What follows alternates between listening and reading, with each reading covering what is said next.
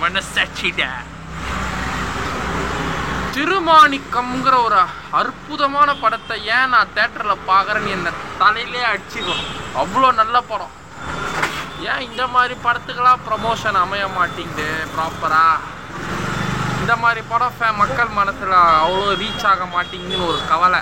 ஆனால் ஜி5ல நேற்று தான் பார்த்தேன் இந்த படத்தை. கிட்டத்தட்ட 2 கோடி பேர் பார்த்துட்டாங்க இந்த படத்தை நேற்று. இன்னும் நிறைய 10 கோடி 50 கோடி 100 கோடி பேர் இந்த படத்தை பார்க்கணுன்னு நான் தாழ்மையோடு கேட்டுக்கிறேன். படம் அந்தளவுக்கு அவ்வளோ ஹார்ட் டச்சிங் எமோஷனல் ஸ்டோரி. ஒரு கேரளாவில் சாதாரண ஒரு லாட்ரி டிக்கெட் விற்கிற ஒரு வியாபாரி, ஒரு கஷ்டமில்லை ஒரு துயரத்தில் கேரளாவில் ஒரு கிராமத்தில் ஒரு விவசாயி, நம்ம பாரதி ராஜா சார் பண்ணியிருக்காரு ஒரு விவசாயியான கேரக்டர் ரோலு. தான் பொண்ணுக்கு ஒரு கல்யாணத்தை பண்ணி வைக்கிறாரு. அந்த கல்யாணத்தில் மாப்பிள்ளைக்கு வரதட்சணை எதிர்பார்க்குறாங்க மாப்பிள்ளை சைடு வீட்டிலேருந்து. பொண்ணால் அந்த அளவுக்கு வசதி செய்ய முடியல. அதனால் பொண்ணை நீயே கூட்டிகிட்டு நான் இன்னொரு பொண்ணை கல்யாணம் பண்ணிக்கிறேன்ட்டு ஒரு வரதட்சணை மிரட்டல் டார்ச்சர். வரதட்சணை டார்ச்சரால் தான் பொண்ணு மறுபடியும் அப்பா வீட்டுக்கே விவசாய வேலை செஞ்சிட்டு இருக்குது கேரளாவில். திடீர்னு பாரதி ராஜா சார் ஒரு கேரளா நம்ம சமுத்திரக்கனி அண்ணன்னா ஒரு பஸ் ஸ்டாண்டில் கேரளா ஒரு இடுக்கி டிஸ்ட்ரிக்ட் பஸ் ஸ்டாண்டில் ஒரு குமிலி டு இடுக்கி அந்த விவசாய இடத்துல தான் படம் ஷூட்டிங் நடந்துருக்காங்க. கேரளாவில் குமிலிலேருந்து இடுக்கி டு குமிலி.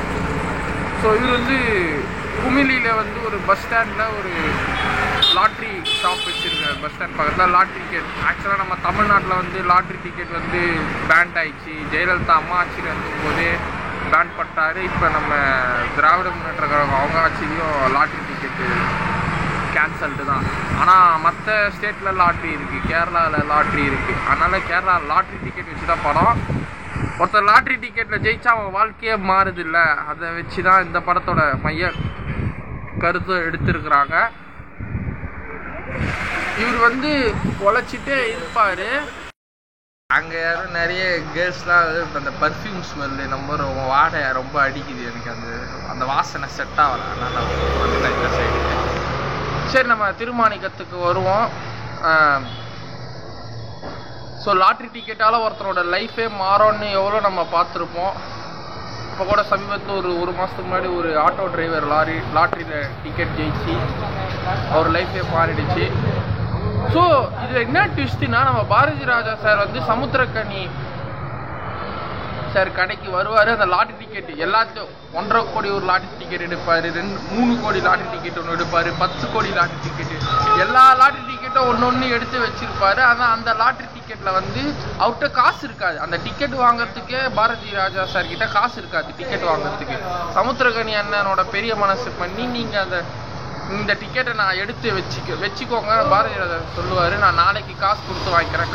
அவர் காசு கீழே போட்டுருவார் பாரதி ராஜா சார். 500 ரூபா நோட்டு கீழே விழுந்துடும், மறந்துடுவார். வயசான மாதிரி. அவர் ஆல்ரெடி 80+ தான் பாரதி ராஜா சார்.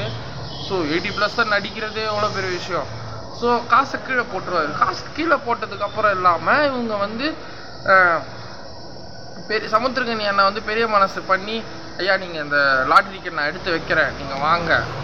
திடீர்னு நாளைக்கு நீங்கள் வாங்க, நான் அந்த லாட்ரி டிக்கெட் எடுத்துக்க சொல்கிறேன். சார் பாரதி ராஜா அண்ணன் போயிட்டாரு.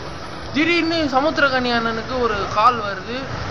இந்த 1.5 கோடி ரூபாய் லாட்ரி டிக்கெட்டு நீ ஜெயிச்சிருக்கையா, உனக்கு தான் அந்த லக்கு அப்படின்னு ஒரு நம்பர் சொல்கிறாங்க. திடீர்னு 1.5 கோடி ரூபாய் டிக்கெட் நம்ம பாரதி ராஜா சார் அந்த பெரியவர் தாத்தா வாங்கியிருப்பார். ஸோ அவருக்கு திரும்ப கொடுக்கணும். வீட்டில் இருக்கவங்க சமுத்திரக்கனி ஃபேமிலி, அவங்க தம்பி, ஒய்ஃப் பசங்க, சொந்தக்காரங்க, அண்ணன், மாமன், சித்தப்பெல்லாம் சண்டை போட்டுறாங்க. நம்மளே குடும்ப கஷ்டத்தில் இருக்கோம், நீ லாட்ரி டிக்கெட்டு கிடச்சிருக்கு, கடவுளாக பார்த்து நமக்கு இந்த லக்கை கொடுத்துருக்குறாரு, நீ இதில் நீ எடுத்துக்கோ, யூட்டிலைஸ் பண்ணி, மற்றவங்களுக்கு ஹெல்ப் பண்ணாத சொல்லிட்டு அவ்வளோ ஃபேமிலி டார்ச்சரு. இவர் அதையும் மீறி அந்த பெரியவரை தேட இவர் போகிறாரு.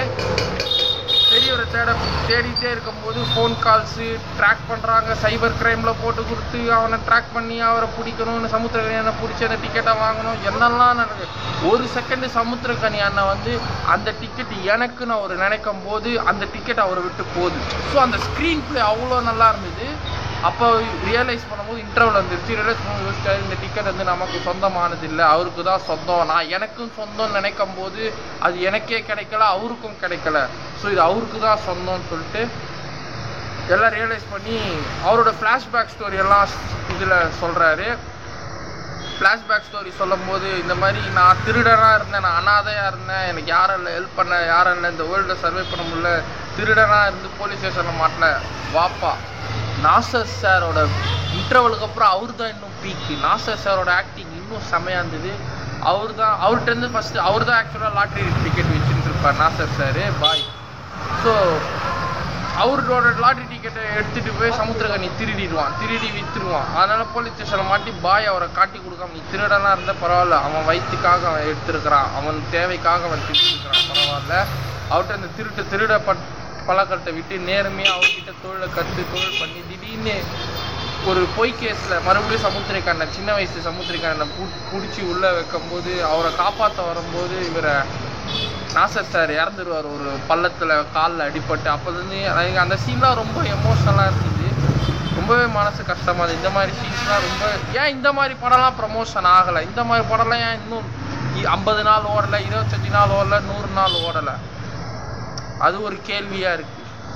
ஸோ ரொம்ப எமோஷ்னலாக இருந்தது அந்த கதையை. அவரோட ஃப்ளாஷ்பேக் ஸ்டோரியாக ஒரு பொண்ணுக்கிட்ட சமுத்திரக்கனி என்ன சொல்கிறாரு, அப்போ தான் எல்லாம் ரியலைஸ் பண்ணுறாங்க. கடைசியில் அந்த பெரிய ஒரு பாரதி ராஜா சாரை கண்டுபிடிச்சி அந்த டிக்கெட்டை கொடுத்துட்றாரு, அவர் லைஃப்பை மாறுது.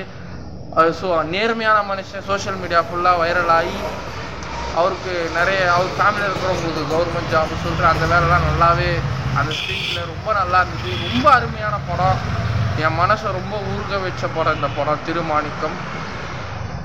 ஸோ இந்த மாதிரி நேர்மையான மனுஷங்களும் நம்ம லைஃப்பில் இருக்கணும், மனசாட்சி. அதனால் நம்மளும் மனசாட்சியோடு இருக்கணும். ஸோ தயவுசெய்து திருமாணிக்கம் படத்தை ஜி5ல போய் பாருங்கள், ஜி5ல பாருங்கள். பாய்.